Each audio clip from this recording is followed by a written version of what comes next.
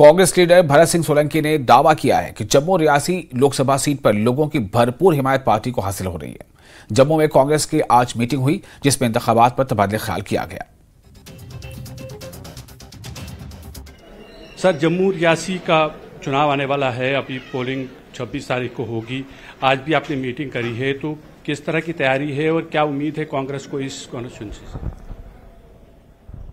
Jammu Reasi parliament के चुनाव के लिए हमारे प्रत्याशी रमन भल्ला जी पूरी कॉन्स्टिट्यूंसी में घूम रहे हैं, सबको मिल रहे हैं और हमारे सभी सीनियर लीडर्स पीसीसी अध्यक्ष से लेके हमारे उधमपुर के उम्मीदवार लाल सिंह जी के साथ और बाकी के यहाँ हमारे जो लीडर हैं, जम्मू के एक्स मिनिस्टर्स हैं, पीसीसी के चीफ, बाकी के लोग हैं, सब अपने इलाकों और दूसरे इलाकों में घूम रहे हैं और जनता के साथ, लोगों के साथ मिल रहे हैं, उनको प्रार्थना कर रहे हैं, गुजारिश कर रहे हैं, समझा रहे हैं कि आने वाले समय में हमारी पार्टी ने जो राहुल गांधी ने 5 गारंटी दी है उनके बारे में और बीजेपी ने क्या क्या रूल किया वो तो जनता जानती है।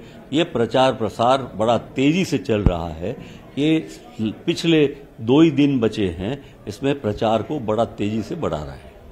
तो अगर प्रचार की जैसे आपने बात की, तो कांग्रेस का ये कहना है कि जो पार्टी के जो अकाउंट्स हैं वो फ्रीज हो गए थे, उसके बाद पैसा इतना ज्यादा पार्टी के पास नहीं रहा। तो क्या हम ये माने कि पर्याप्त धन अवेलेबल था ताकि पूरी तरीके से पार्टी प्रचार कर सके? देखिए, जब हमारे अकाउंट सीज कर दिए तो हमारे कार्यकर्ता, हमारे चाहने वाले लोग सबने थोड़ा बहुत मदद करा के हमारे पार्टी कार्यकर्ताओं को साथ मिलके कम पैसों से भी हमारा चुनावी काम को बढ़ा दिया। ज्यादा से ज्यादा कार्यकर्ता बाहर निकल पड़े, लोगों में जाने लगे और उसी की वजह से ये जो जनसंपर्क हो रहा है तो कांग्रेस के प्रति लोगों का रुझान बहुत जल्दी से बढ़ रहा है। यहाँ अगर हम बात करेंगे, जो कोalition थी पहले, कांग्रेस ये कहती थी कि कांग्रेस, पीडीपी और नेशनल कॉन्फ्रेंस मिलकर लड़ेंगे। नेशनल कॉन्फ्रेंस का सपोर्ट तो मिल रहा है लेकिन पीडीपी का सपोर्ट नहीं मिल रहा है। कितना फर्क पड़ेगा जो आने वाली जो पोलिंग होगी? अगर पीडीपी का सपोर्ट होता तो क्या आप मानते हैं कि ज्यादा हम ये कह सकते हैं कि ज्यादा फायदा हो सकता था कांग्रेस पार्टी को जम्मू क्षेत्र की? अगर हम बात करें, देखिए, हमारा इंडिया का गठबंधन तय है और उसी तरह से काम चल रहा है। जम्मू कश्मीर बीजेपी के जनरल सेक्रेटरी विबोध गुप्ता ने उन खबरों की तरदीद की है जिनमें कहा गया कि पार्टी कैडर, खास तौर पर वादी कश्मीर से पार्टी कैडर वादी पर मबनी सीटों से अपने उम्मीदवारों को खड़ा न करने के पार्टी के फैसले से खुश नहीं है। गुप्ता ने दावा किया कि पार्टी कैडर अगरचे जज्बाती है लेकिन वो पूरी तरह समझते हैं कि वादी से उम्मीदवार न उतारने का फैसला एक मंसूबाबंद हिकमत अमली के तहत किया गया है। जब से बीजेपी ने यह फैसला किया है कि वो कश्मीर वैली की 3 सीटों पे अपने कैंडिडेट नहीं उतारेगी, तब से कई जगहों से ऐसी रिपोर्ट्स आ रही हैं कि वैली बेस्ड और लीडर जो है पार्टी के और यहाँ जम्मू के भी कई लोग नाराज़ हैं, वो खुश नहीं है इस डिसीजन से और कहीं ना कहीं वो चाहते थे कि वहाँ से भी इलेक्शन लड़ा जाए, खासकर अनंतनाग राजौरी सीट से। मेरे साथ इस पर बात करने के लिए हैं बीजेपी के वरिष्ठ नेता और फॉर्मर एमएलसी विबोध गुप्ता जी। देखिए, भारतीय जनता पार्टी का कार्यकर्ता जो है वो एक जज्बाती कार्यकर्ता है और उनका एक मन था कि यहाँ से भी अनंतनाग राजौरी से भारतीय जनता पार्टी का अपना उम्मीदवार जो है वो आता। लेकिन हम इतना जरूर कहना चाहूँगा मैं कि भारतीय जनता पार्टी और उसके साथ साथ जम्मू और अनंतनाग राजौरी के जो कार्यकर्ता हैं वो पार्टी के निर्णय से खुश हैं। कोई ऐसी बात नहीं है। पार्टी का निर्णय सबके लिए है और पार्टी का निर्णय जो है वही माना जाएगा और उस निर्णय के तहत इन 3, क्योंकि माननीय गृह मंत्री अमित शाह जी जब जम्मू आए थे हफ्ता पहले, वो कह के गए थे कि इन 3 सीटों के ऊपर भारतीय जनता पार्टी जो है उन पार्टियों की सपोर्ट करेगी जो पार्टियां एनसी, पीडीपी और कांग्रेस के खिलाफ हैं, जिन्होंने कश्मीर को लूटा, जम्मू कश्मीर को में आतंकवाद में झोंका और जम्मू कश्मीर को अंदर उन्होंने परिवारवाद को लेकर, भ्रष्टाचार को लेकर राजनीति की, भाई भतीजाबाज की राजनीति की। उन लोगों को जो है हराना है और उनको हराने के लिए एकदम एक मुश्त होकर जो लड़ना होगा। इसलिए जो भी उम्मीदवार इन नेशनल कॉन्फ्रेंस कांग्रेस और पीडीपी के लोगों को हराने में समर्थ होंगे भारतीय जनता पार्टी। देखिए, मैं आपकी बात को आपने अपनी बात रखी, लेकिन ये कितनी सितम वाली बात है कि आपके जो प्रेसिडेंट है रविंदर रैना, वो राजौरी से आते हैं, वो जो वोट है वो बीजेपी कैंडिडेट को नहीं डाल सकेंगे।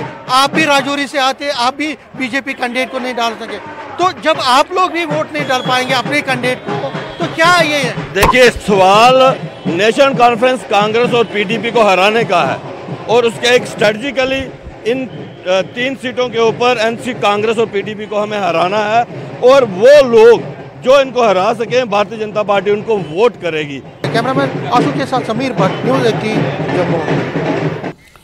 और डेमोक्रेटिक प्रोग्रेसिव आजाद पार्टी ने श्रीनगर पार्लिमानी सीट से अपने उम्मीदवार का ऐलान कर दिया है। पार्टी के चेयरमैन गुलाम नबी आजाद ने श्रीनगर के जिला सदर आमिर भट्ट के लोकसभा इंतखाबात के लिए पार्टी का उम्मीदवार बनाने को मंजूरी दे दी है। वाज़ेह है कि श्रीनगर से नेशनल कॉन्फ्रेंस के आगा सैयद रोहुल्लाह और पीडीपी के वहीदुर रहमान पर्रा भी मैदान में मौजूद हैं।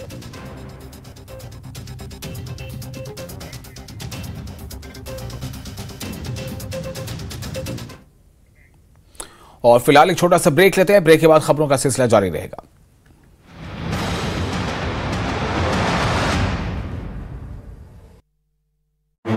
के समक्ष किया गया जाएगा पेश। पुलिस ने जम्मू के अखनूर में ड्रग तस्कर से जुड़ी लाखों की संपत्ति कुर्क कर आरोपी को हिरासत में लिया।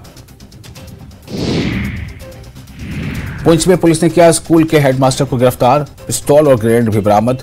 ओवरग्राउंड वर्कर के तौर पर काम कर रहे थे हेडमास्टर। पुंछ कत्ल की गुत्थी सुलझी। पुलिस ने खातून और उसके आशिक को किया गिरफ्तार। आशिक के साथ मिलकर बीवी ने। ब्रेक के बाद एक बार फिर आपका इस्तकबाल है। वज़ीर दिफा राजनाथ सिंह सियाचिन पहुंची और फौजियों की हौसला अफजाई की। उन्होंने न शहीदों को न सिर्फ ये कि खराज पेश किया, बल्कि वज़ीर दिफा ने सियाचिन में तैनात फौजी जवानों की खिदमत को गैर मामूली बताया। उन्होंने होली के मौके पर न आ सकने की वजह से उन्हें वाकिफ की कराया।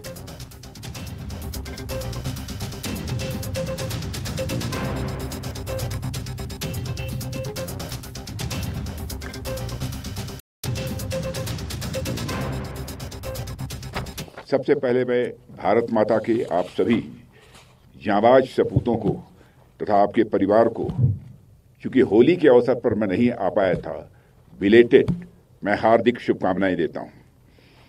विश्व के सबसे ऊंचे रण क्षेत्र में सियाचिन ग्लेशियर पर हिमालय जैसे ही अडिग होकर आप जिस तरीके से देश की सुरक्षा कर रहे हैं, उसके लिए मैं भारत का रक्षा मंत्री होते हुए आप सभी का अभिनंदन करता हूं। साथियों, सियाचिन की धरती यह कोई सामान्य धरती नहीं है। यह भारतीय राष्ट्रीय संप्रभुता और दृढ़ता का एक मूर्त प्रतीक है। यह हमारे नेशनल डिटर्मिनेशन को रिप्रेजेंट करता है। हम जानते हैं कि हमारी राजनीतिक राजधानी दिल्ली है, हमारी आर्थिक राजधानी मुंबई है और हमारा टेक्नोलॉजिकल कैपिटल या जिसे प्रौद्योगिकी संस्थान कहते हैं वह बेंगलुरु है। जिस तरह ये सभी जगह हमारी अलग अलग राजधानियां हैं, उसी तरह हमारे भारतीयों की वीरता और शौर्य की राजधानी सियाचिन है। यह भारत के पराक्रम का, मैं मानता हूं, पवित्र मंदिर है। इसलिए आज ही नहीं, 5 साल पहले जब रक्षा मंत्री के रूप में रक्षा मंत्रालय का दायित्व मुझे मिला था, उसी दिन ही मैंने प्लान किया और उस समय army chief general Bipin Rawat ji हुआ करते थे, उनसे मैंने कहा और उसके एक दिन के बाद ही हम लोग यहाँ पर सियाचिन आए थे।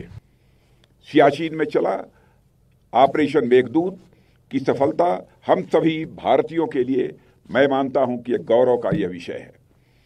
दुनिया के सबसे ऊंचे इस युद्ध क्षेत्र में हमारी सेनाओं ने जो बहादुरी दिखाई है, उस पर समस्त भारतवासियों को नाज।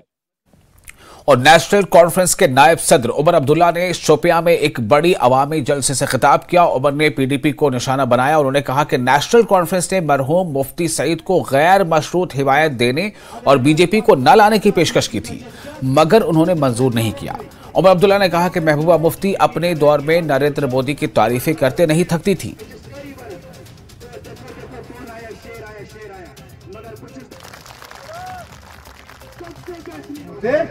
हम क्या 2015 में आपको दोस्ती का हाथ बढ़ाते? याद करिए जब 2015 के नतीजे निकले थे, उस वक्त ये कलम दवात वाले ये बीजेपी के साथ बात कर रहे थे। ये नेशनल कॉन्फ्रेंस तंजीम है जिसने उस वक्त ये कहा कि मुफ्ती सैयद साहब ये गलती मत करिए, मत लाइए बीजेपी को अंदर, हमें कुछ नहीं चाहिए, हम कोई शर्त नहीं लगाएंगे, आप नेशनल कॉन्फ्रेंस और कांग्रेस की मदद ले लीजिए, हमें ना मिनिस्ट्री चाहिए, हमें ना एमएलसी चाहिए, हमें ना राज्यसभा चाहिए, हमें चेयरमैन नहीं चाहिए, बिना शर्त 6 साल आप हुकूमत करिए। उस वक्त क्या कहा पीडीपी वालों ने? कहा कि ये पिछले दरवाजे से हुकूमत पकड़ने के लिए नेशनल कॉन्फ्रेंस वाले आ रहे हैं, हमें ताने दिए, हमें कहा अब बैठो 6 साल ऑपोजिशन में, हम खामोश बैठे। फिर 2016 आया, महबूबा जी की पार्टी टूट रही थी, उस वक्त हम लोग हैं जो राजभवन गए, जिन्होंने गवर्नर साहब से कहा कि मत होने दीजिए ये, नेशनल कॉन्फ्रेंस को मालूम है इस तरह का तोड़ मरोड़ की सियासत, इसका क्या खमियाजा भुगतना पड़ता है। क्या ये हमारी खुदगर्जी थी? 2018 महबूबा जी आपने अल्ताफ बुखारी हमारे पास भेजा था, आपने उस वक्त कहा था कि अल्ताफ बुखारी को आप चीफ मिनिस्टर बनाओगे, आपने हमसे सपोर्ट मांगी, हमने उफ तक नहीं किया। फारूक अब्दुल्ला साहब ने रातों रात चिट्ठी पे दस्तखत किए और गवर्नर साहब के पास भेजे आपके अल्ताफ बुखारी साहब को चीफ मिनिस्टर बनाने के लिए। ये क्या हमारी खुदगर्जी थी? क्या ये हमारी खुदगर्जी का सबूत है?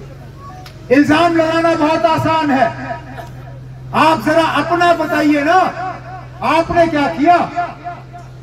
आप जरा अपना बताइए, आपके दौरे हुकूमत में क्या हुआ? जब यहाँ तबाही और बर्बादी मची थी, आप क्या कर रही थी? जब आपके पास मौका था यहाँ के लोगों के जज्बात की तर्जुमानी करने के लिए, आप किनकी तर्जुमानी कर रहे थी? हमें मालूम है। मियां साहब उस वक्त असेंबली में थे, शौकत उस वक्त काउंसिल में था, सकीना थी, बाकी थे।